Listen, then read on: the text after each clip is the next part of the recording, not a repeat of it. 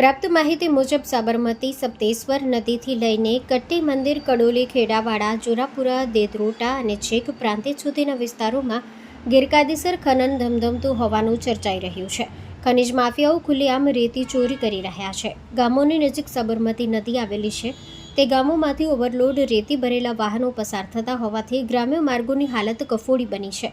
છતાં સંબંધિત અધિકારીઓ આંખ આડા કાન કરી બેઠા હોવાનો ગંભીર આરોપ ગ્રામજનો લગાવી રહ્યા છે.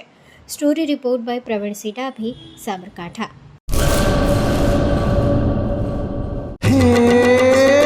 સોનાનો સૂરજ ઉગ્યો રે ખેતરમાં, સાગર લક્ષ્મી બાજરી બિયારણ, લાંબા ડુંડામાં દાણા ભરપૂર, ખેડૂતને આપે ઉપજ ભરપૂર.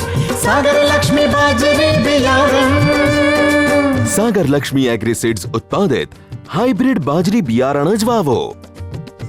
લક્ષ્મીનો સાગર એટલે સાગર લક્ષ્મી.